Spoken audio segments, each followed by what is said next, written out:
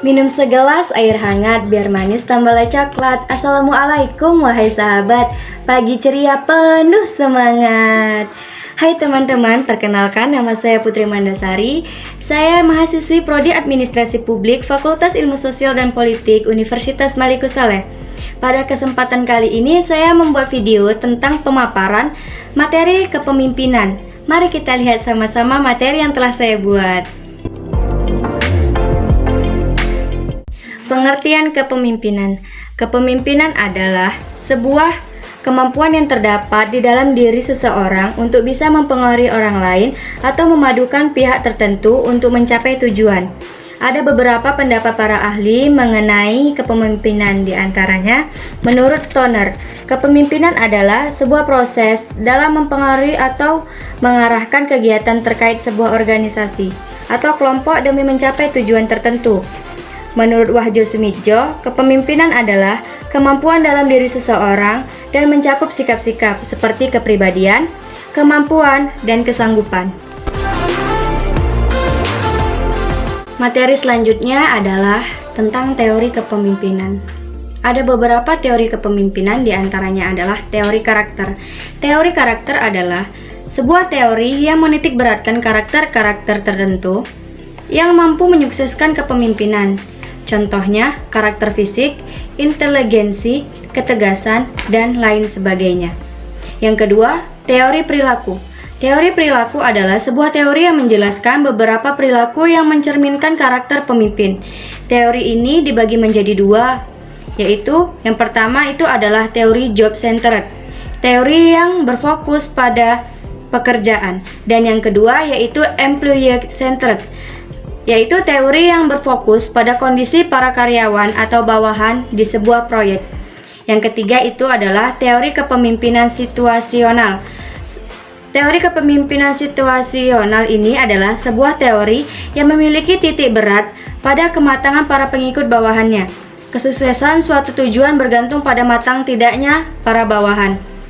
Maka dari itu, pemimpin diharapkan mampu menganalisis apakah para bawahannya sudah cukup matang atau belum. Materi selanjutnya adalah fungsi kepemimpinan. Ada beberapa fungsi kepemimpinan, diantaranya yaitu fungsi instruksif, fungsi konsultatif, fungsi partisipasi, fungsi delegasi, dan fungsi pengendalian. Fungsi instruksif adalah fungsi yang menempatkan pemimpin sebagai pengambil keputusan dan pemberi tugas terhadap bawahannya. Fungsi konsultatif adalah fungsi bawahan dapat berkonsultasi pada pemimpin untuk mencari jalan terbaik dalam mencapai tujuan bersama.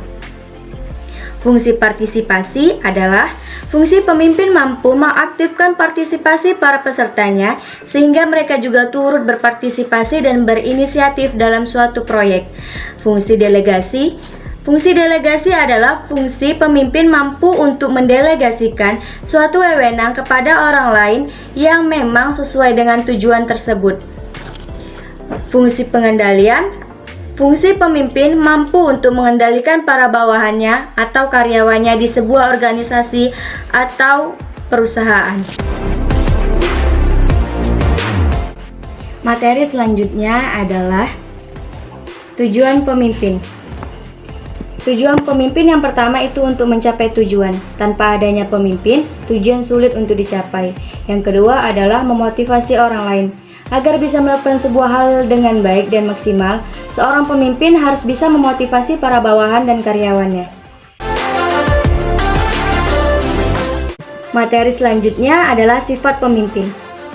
Ada 8 sifat pemimpin. Yang pertama punya pendirian, yang kedua proaktif, yang ketiga jujur, yang keempat komunikatif, yang kelima terbuka terhadap pendapat, yang keenam tidak mudah iri, yang ketujuh visioner, yang kedelapan sabar. Punya pendirian. Pendirian yang kuat tidak akan membuat seorang pemimpin mudah goyah dan konsisten dalam menjalankan sesuatu. Proaktif. Pemimpin tidak boleh pasif, karena apabila pemimpin bersifat pasif, tujuan tidak akan kunjung tercapai, bahkan bawahannya tidak akan memiliki rasa hormat terhadapnya.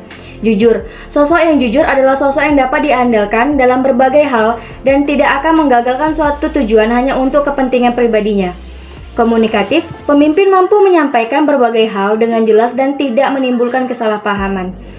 Terbuka terhadap pendapat. Seorang pemimpin wajib terbuka terhadap setiap pendapat yang ada dan tidak boleh menutup diri.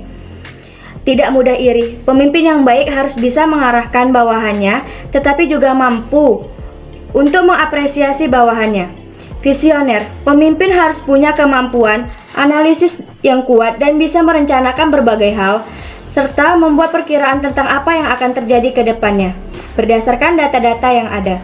Sabar. Tanpa adanya kesabaran, bagaimana mungkin pemimpin bisa menyelesaikan suatu masalah dengan kepala dingin? Dan ini adalah materi terakhir, yaitu macam-macam gaya kepemimpinan. Yang pertama itu ada gaya autokratis, di mana pemimpin dominan dalam berbagai tindakan dan juga keputusan yang diambil. Kekuasaan pemimpin sangat mutlak dan hampir tidak ada celah untuk para bawahan memberi masukan. Gaya kepemimpinan ini contohnya pada organisasi militer. Yang kedua, birokrasi. Gaya kepemimpinan yang mengatur berbagai macam hal sistematis. Dalam gaya kepemimpinan ini, bawahan tidak punya ruang untuk mendobrak dan harus mengikuti regulasi yang ada. Contoh pada gaya kepemimpinan ini adalah di kantor pemerintahan.